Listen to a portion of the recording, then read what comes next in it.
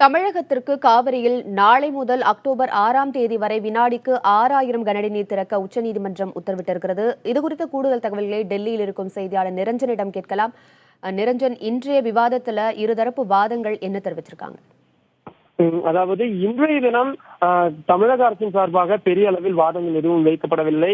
ஏனென்றால் கர்நாடக அரசு அந்த அனைத்து கட்சி கூட்டத்தில் நிறைவேற்றிய அந்த தீர்மானத்தை குறித்தும் சட்டமன்றத்தில் அவர்கள் நிறைவேற்றிய அந்த தீர்மானத்தை குறித்தும் இன்றைய தினம் உச்சநீதிமன்றத்தில் தெரிவித்து சித்தராமையா, கர்நாடக முதல்வர் சித்தராமையா ஒரு கடிதம் ஒன்றையும் தனியாக உச்சநீதிமன்றத்துக்கு எழுதியிருக்கிறார். அதையும் இன்றைய தினம் உச்சநீதிமன்றத்தில் கர்நாடக அரசின் சார்பாக மூத்த வழக்கறிஞர் பழி நரிமன் அவர்கள் தாக்கல் செய்திருந்தார்கள்.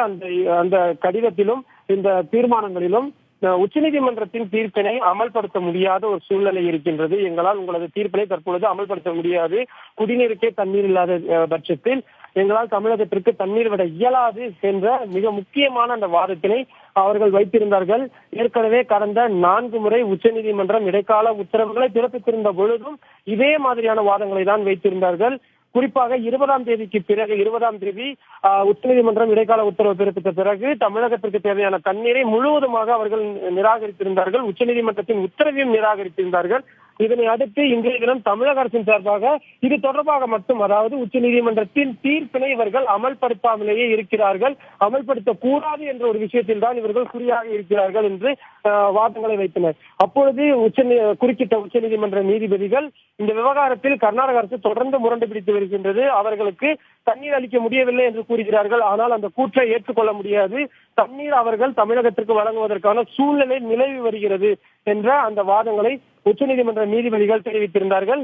இதனை அடுத்துதான் மத்திய அரசிடம் அவர்கள் தங்களது கவனத்தை செலுத்தி காவிரி மேலாண்மை வாரியம் அமைப்பது மட்டும்தான் இந்த விவகாரத்தில் நிரந்தர தீர்வாக இருக்கும், இல்லை என்றால் அரசியல் ரீதியாக இந்த மாதிரியான விஷயங்கள் தொடர்ந்து நடைபெற்றுக் கொண்டே இருக்கும், அது 2 மாநிலங்களுக்கும் உகந்ததல்ல, நீங்கள் எவ்வளவு விரைவாக இந்த காவிரி மேலாண்மை வாரியத்தை அமைப்பீர்கள் என்ற கேள்வியை எழுப்பியிருந்தார்கள். இதனை அடுத்து நீங்கள் குறிப்பிட்ட அந்த காலக்கெடுவிற்குள் நாங்கள் அமைத்து விடுவோம், அதற்கான சட்ட ரீதியான விஷயங்கள் சென்று கொண்டிருக்கிறது என்று மத்திய அரசின் சார்பாக ஆஜராகியிருந்த மத்திய அரசின் தலைமை வழக்கறிஞர் முகுல் ரோத்தகி அவர்கள் தெரிவித்திருந்தார். இதனை அடுத்து நீங்கள் மிக விரைவாக அமைக்க வேண்டும், அதுவும் குறிப்பாக வருகின்ற செவ்வாய்க்கிழமைக்குள் இந்த காவிரி மேலாண்மை வாரியத்தை அமைக்க வேண்டும், இது தொடர்பான சட்ட ரீதியான விஷயங்களை நீங்கள் மேற்கொள்ளுங்கள் என்று நிறைய பரிந்துரைகளையும் அவர்கள் அளித்திருக்கின்றார்கள். நிரஞ்சன், உத்தரவை மதிக்காத விவகாரத்தில் இறுதி எச்சரிக்கை விடுப்பதாகவும் நீதிபதிகள் கண்டிப்புடன் தெரிவித்திருக்கிறார்கள். இந்த நிலையில் இவர்களின் உத்தரவு, அதாவது கண்டிப்போட நீதிபதிகளுடைய கர்நாடக அரசின் நிலைப்பாடு எப்படி இருக்கும் என்று எதிர்பார்க்கலாம்?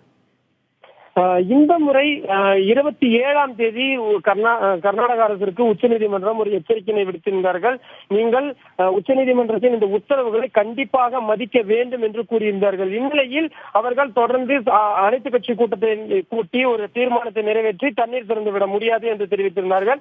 இது குறித்து உச்சநீதிமன்ற நீதிபதிகளுக்கு அவர்களது கவனத்திற்கு கொண்டு செல்லப்பட்டது. இந்நிலையில் இன்றைய தினம் மிக முக்கியமான பல்வேறு அம்சங்களை, நீதிமன்ற தீர்ப்புகளை அமல்படுத்துவது தொடர்பாக இன்றைய தினம் கூறியிருக்கிறார்கள்.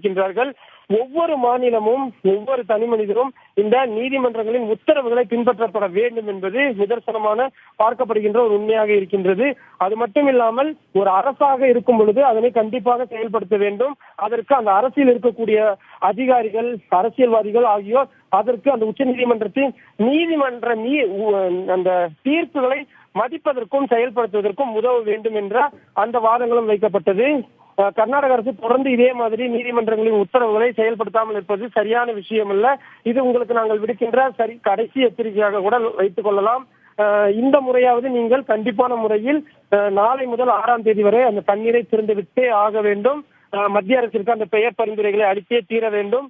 அவர்கள் அமைக்கின்ற அந்த குழுவினை ஏற்றே தீர வேண்டும் என்ற இந்த மாதிரியான வாதங்கள் தொடர்ந்து உச்சநீதிமன்றத்திலிருந்து வெளிப்பட்டது.